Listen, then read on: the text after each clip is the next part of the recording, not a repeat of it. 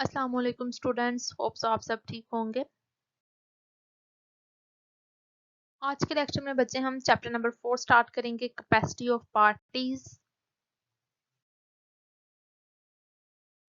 First of all बच्चे हम discuss कर लेते हैं हु इज कम्पीटेंट पर्सन, यानी कि कौन से ऐसे पर्सन हैं जो कि कॉन्ट्रैक्ट करने के लिए कम्पीटेंट हैं। जब हमने बच्चे एसेंशियल्स ऑफ वैलिड कॉन्ट्रैक्ट को डिस्कस किया था तो हमने ये भी डिस्कस किया था कि जो भी पार्टीज जो है वो कॉन्ट्रैक्ट कर रही हैं वो कम्पीटेंट टू कॉन्ट्रैक्ट जो है वो होनी चाहिए, अदरवाइज कॉन्ट्रैक्ट जो है वो वैलिड नहीं होता।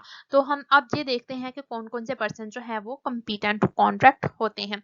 According to the section 11, every person is competent to contract who is of the age of majority according to the law to which he is subject, and who is of sound mind and is not disqualified from contracting by any law to which he is subject। ठीक है, तो बच्चे कोई भी ऐसा person जिसकी as जो है वो 18 ईयर्स या फिर 18 ईयर्स से ज्यादा है, वो पर्सन जो है वो कम्पिटेंट है कॉन्ट्रैक्ट करने का। कोई भी ऐसा पर्सन जिसकी दिमागी तवाज़ुन बिल्कुल ठीक है वो भी कम्पिटेंट है कॉन्ट्रैक्ट करने का, और कोई भी ऐसा पर्सन जिसको कि लॉ ने जो है वो डिस्क्वालिफाइड नहीं किया किसी किस्म का कॉन्ट्रैक्ट करने से, वो भी कम्पिटेंट है। ठीक है, तो अब हमें जो है वो इन बातों से पता चल जाता है, इस डेफिनेशन से हमारे माइंड में जो चीजें आती हैं वो ये हैं कि 3 पर्सन जो हैं वो कॉन्ट्रैक्ट करने के कम्पिटेंट नहीं है।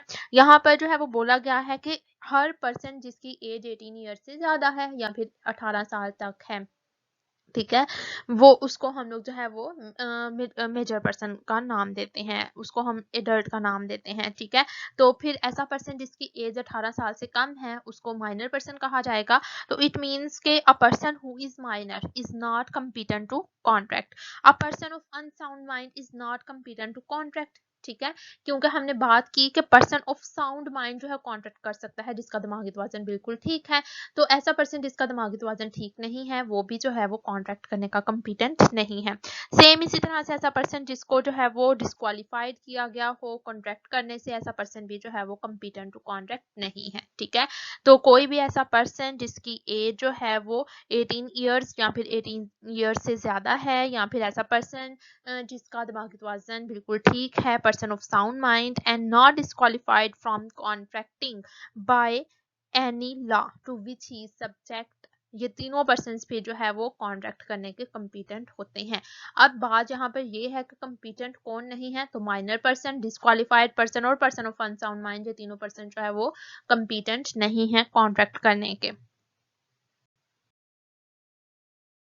हु इज माइनर, तो बच्चे आज का हमारा जो मेजर टॉपिक है वो है माइनर से रिलेटेड। हम माइनर को जो है वो डिफाइन करेंगे और उसके अलावा जो रूल्स हैं माइनर के एग्रीमेंट से रिलेटेड उनको डिस्कस करने वाले हैं।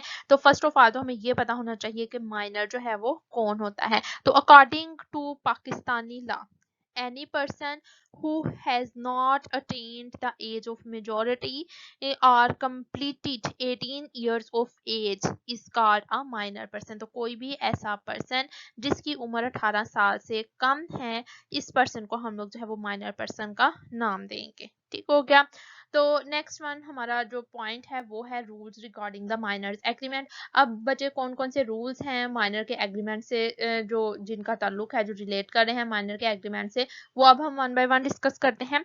फर्स्ट वन जो पॉइंट है, फर्स्ट वन जो रूल है वो है वाइड एग्रीमेंट। तो बच्चे अगर माइनर के साथ किसी भी किस्म का कोई कॉन्ट्रैक्ट किया जाएगा तो वो कॉन्ट्रैक्ट जो है वो वैलिड नहीं समझा जाएगा, बल्कि वाइड एग्रीमेंट जो है वो तस्वुर किया जाएगा। अब जो है वो हमने एसेंशियल्स ऑफ वैलिड कॉन्ट्रैक्ट में डिस्कस किया था कि पार्टीज का कंपीटेंट होना बहुत जरूरी है वैलिड कॉन्ट्रैक्ट बनाने के लिए। अगर पार्टीज कंपीटेंट टू कॉन्ट्रैक्ट नहीं है तो कॉन्ट्रैक्ट आपका वैलिड नहीं होगा। और यहाँ पर हम बात कर रहे हैं माइनर की, और माइनर पर्सन कंपीटेंट नहीं है कॉन्ट्रैक्ट करने का। तो अगर आप लोग माइनर पर्सन से किसी किस्म का कोई कॉन्ट्रैक्ट करने की कोशिश करते हैं तो वो जो है वो वाइड एग्रीमेंट कंसिडर किया जाएगा। तो इस सूरत में आप लोगों का जो कॉन्ट्रैक्ट है उसको भी जो है वो वैलिड कंसिडर नहीं किया जाएगा। नेक्स्ट वन पॉइंट है नो रेटिफिकेशन। ठीक है, तो कोई भी एग्रीमेंट जो माइनर ने जो है वो किया हो उसको कंप्लीटली जो है वो वाइड कंसिडर किया जाता है। ऐसा नहीं कि माइनर जो है वो एज ऑफ मेजॉरिटी जो है वो हासिल करने के बाद उसने जो वाइड एग्रीमेंट किया था उसको जो है वो रेटिफाई कर सके। ठीक है, ऐसा पॉसिबल नहीं है कि 16 साल की उम्र में कोई जो है वो बच्चा एग्रीमेंट कर ले और जब वो 18 साल की उम्र का हो जाए तो फिर वो ये बताए कि उसने ये जो है वो एग्रीमेंट कंटिन्यू करना है, वो इसके ऊपर मादा है या नहीं। एक चीज जब सिरे से ही जो है वो ठीक नहीं है, कोई एग्रीमेंट जो है वो स्टार्टिंग से ही वाइड है, तो एट द एंड फिर आप लोग उसको वैलिड नहीं बना सकते। ठीक है, तो वाइड एग्रीमेंट है माइनर के साथ, जो भी एग्रीमेंट किया जाएगा वो वाइड कंसिडर किया जाएगा और इसकी रेटिफिकेशन जो है वो भी पॉसिबल नहीं है। No estoppel against a minor. तो बच्चे माइनर अगर मिस रिप्रेजेंटेशन के जरिए अपनी एज को जो है वो मिस रिप्रेजेंट करके किसी कॉन्ट्रैक्ट में, किसी एग्रीमेंट में, किसी पार्टी के साथ जो है वो एंटर होने की कोशिश करता है, तो उस कॉन्ट्रैक्ट के रिगार्डिंगली जो है वो उस माइनर पर्सन को जो है वो लायबल नहीं समझा जाएगा उस कॉन्ट्रैक्ट से अराइज होने वाली जितने भी ऑब्लिगेशंस हैं उन सब के लिए। ठीक है, और ना ही आप लोग माइनर को जो है वो मजबूर कर सकते हैं कि वो कॉन्ट्रैक्ट में रुके और कॉन्ट्रैक्ट को जो है वो पूरा करें। नेक्स्ट वन पॉइंट है इंसॉल्वेंसी ऑफ माइनर। तो बच्चे माइनर जो पर्सन है, माइनर पर्सन को जो है वो इंसॉल्वेंट भी डिक्लेयर नहीं किया जा सकता, क्योंकि माइनर पर्सन जो है वो कॉन्ट्रैक्ट करने के जो है वो काबिल नहीं समझा जाता, और उसके जो है वो जितने भी डेट्स हैं, जितने भी ड्यूज हैं, वो अगर पेबल हैं तो उसकी पर्सनल प्रॉपर्टी जो है वो माइनर की रिस्पॉन्सिबल है उन ड्यूज को जो है वो पे ऑफ करने के लिए, लेकिन माइनर पर्सनली जो है वो खुद लाइबल नहीं है अपने डेट्स और ड्यूज को जो है पे करने के लिए, इसलिए माइनर पर्सन को हम इंसॉल्वेंट जो है वो भी करार नहीं दे सकते। Minor and partnership. तो बेटे माइनर पर्सन जो है वो चूंकि इनकम्पिटेंट है कॉन्ट्रैक्ट करने के लिए, सो इसको जो है वो पार्टनरशिप फॉर्म में एज अ पार्टनर जो है वो भी तस्वुर नहीं किया जा सकता, एक्सेप्ट नहीं किया जा सकता। But according to the section 30 of Pakistan contract act, किसी भी माइनर को जो है वो पार्टनरशिप में जो है वो जितने भी एग्जिस्टिंग पार्टनर्स हैं उनकी राय से एज अ पार्टनर जो है वो भी ऐड किया जा सकता है। अगर सारे के सारे एग्जिस्टिंग पार्टनर जो है वो एग्री हैं, वो माइनर को जो है वो पार्टनरशिप के बिजनेस में जो है एज अ पार्टनर जो है वो एंटर करना चाहते हैं, तो फिर जो है वो किया जा सकता है। Minor can be an agent. अब बच्चे माइनर जो है वो एजेंट के तौर पर काम कर सकता है। अब जो है वो प्रिंसिपल के बिहाफ के ऊपर माइनर जितने भी एग्रीमेंट्स करेगा, जितने भी कॉन्ट्रैक्ट्स करेगा, उन सब के सब कॉन्ट्रैक्ट्स के लिए लाइबल सिर्फ और सिर्फ प्रिंसिपल को समझा जाएगा। माइनर अपने किए हुए किसी भी एग्रीमेंट या फिर कॉन्ट्रैक्ट के लिए पर्सनली लाइबल जो है वो नहीं समझा जाएगा। नेक्स्ट वन पॉइंट है minor can not bind parent और गार्डियन। तो बच्चे अगर माइनर जो है वो अपने जो है वो पेरेंट्स के बिहाफ के ऊपर या फिर गार्डियन के बिहाफ के ऊपर जो है वो कोई कॉन्ट्रैक्ट करता है, लेकिन उसके पेरेंट्स और उसके गार्डियन वगैरह को जो है वो उन कॉन्ट्रैक्ट से रिलेटेड किसी किस्म की कोई इन्फॉर्मेशन नहीं है, तो इसके पेरेंट्स या फिर गार्डियन जो है वो लाइबल नहीं समझे जाएंगे इसके किए हुए किसी भी कॉन्ट्रैक्ट के बदले में, और ना ही वो माइनर खुद जो है वो लाइबल कंसिडर किया जाएगा। नेक्स्ट वन पॉइंट है joint contract by minor and adult. तो बच्चे अगर दो पर्सन मिलकर कॉन्ट्रैक्ट करते हैं, माइनर एंड एडल्ट मिलकर किसी जो है वो थर्ड पर्सन से कॉन्ट्रैक्ट करते हैं, तो उस सूरत में जो है जो एडल्ट है सिर्फ और सिर्फ वो ही रिस्पॉन्सिबल है कॉन्ट्रैक्ट से रिगार्डिंग जितने भी ऑब्लिगेशंस हैं। माइनर जो है वो रिस्पॉन्सिबल नहीं है किसी भी किस्म की लाइबिलिटी को बियर करने के लिए। Surety for a minor. तो बच्चे अगर माइनर जो है वो किसी किस्म का कोई कॉन्ट्रैक्ट या फिर एग्रीमेंट कर रहा है किसी थर्ड पर्सन के साथ, और आप लोग जो है वो माइनर के बिहाफ के ऊपर गारंटी देते हैं, माइनर के जो है वो के लिए एज अ श्योरिटी का काम कर रहे हैं, तो उसमें जो है वो डायरेक्ट कॉन्ट्रैक्ट जो होगा वो थर्ड पार्टी और श्योरिटी के दरमियान होगा, और अगर माइनर जो है वो डिफॉल्ट कर जाता है तो सारे का सारा बर्डन जो है वो कॉन्ट्रैक्ट का फिर उस श्योरिटी के ऊपर या फिर गारंटर के ऊपर सारा का सारा आन पड़ेगा। नेक्स्ट वन पॉइंट है माइनर एज शेयर होल्डर। तो बच्चे माइनर जो है वो किसी भी कंपनी का शेयर होल्डर जो है वो नहीं बन सकता। अगर बाय मिस्टेक कोई जो है वो माइनर पर्सन किसी कंपनी का शेयर होल्डर बन भी जाता है, तो कंपनी जो है वो बाद में इस मिस्टेक को जो है वो ठीक कर लेती है और उसको अपनी कंपनी का जो है वो शेयर होल्डर नहीं रहने देती और रजिस्टर से इसका नेम जो है वो रिमूव कर देती है। नेक्स्ट वन पॉइंट है liability for necessaries.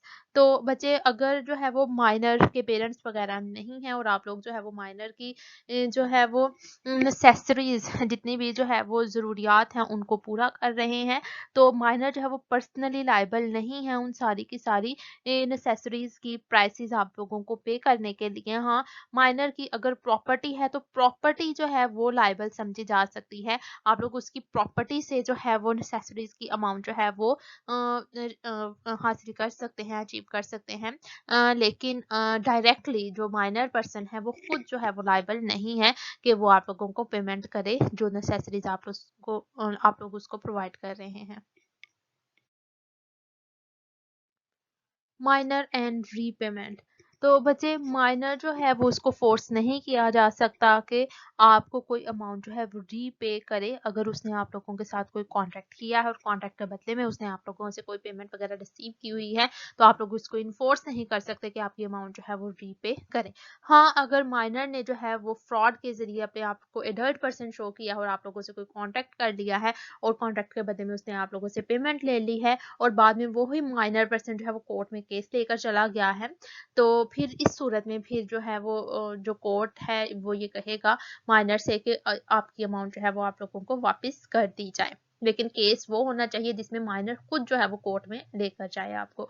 Next one point है agreement on behalf of minor. तो बच्चे माइनर के बिहाफ के ऊपर अगर माइनर का गार्डियन या फिर इसके पेरेंट वगैरह कोई एग्रीमेंट करते हैं तो वो माइनर पर जो है वो बाइंडिंग होगा और इस कॉन्ट्रैक्ट को जो है माइनर के अंगेज जो है वो इन्फोर्स करवाया जा सकता है। लास्ट वन पॉइंट है माइनर एंड नेगोशिएबल इंस्ट्रूमेंट्स। तो बच्चे नेगोशिएबल इंस्ट्रूमेंट्स जो कि ड्रॉ किए जाते हैं या फिर एक्सेप्ट किए जाते हैं माइनर से किसी भी थर्ड पार्टी के बेनिफिट के लिए उनको वैलिड कंसिडर किया जाता है और ये जो है वो लॉ के जरिए इनको इन्फोर्स भी करवाया जा सकता है। तो बच्चे आज के लेक्चर में हमने जितने भी पॉइंट्स डिस्कस किए हैं, हमने जो है क्वेस्टी ऑफ पार्टीज का टॉपिक जो है वो डिस्कस किया कि कौन कौन से लोग जो है वो कंपीटेंट टू कॉन्ट्रैक्ट होते हैं, जैसा कि जो है वो कोई भी जो है वो एडल्ट पर्सन जिसकी उम्र 18 साल या 18 साल से ज़्यादा हो वो कर सकता है, पर्सन ऑफ साउंड माइंड और person not disqualified by court for contracting, ये तीनों पर्सन जो है वो कॉन्ट्रैक्ट कर सकते हैं। इसके अलावा बच्चे हमने माइनर को जो है वो डिफाइन किया और ये भी देखा कि कौन कौन से पर्सन कॉन्ट्रैक्ट नहीं कर सकते, जैसा कि minor person, person disqualified by law और पर्सन ऑफ अनसाउंड माइंड। और रूल्स रिगार्डिंग माइनर्स एग्रीमेंट भी हम लोगों ने in detail one by one सारे के सारे पॉइंट्स जो हैं वो डिस्कस किए। तो अगर आप लोगों को आज के टॉपिक में किसी किस्म की कोई प्रॉब्लम है, कोई मसला है, किसी पॉइंट की समझ नहीं आए, तो आप लोग अपनी प्रॉब्लम शेयर कर सकते हैं।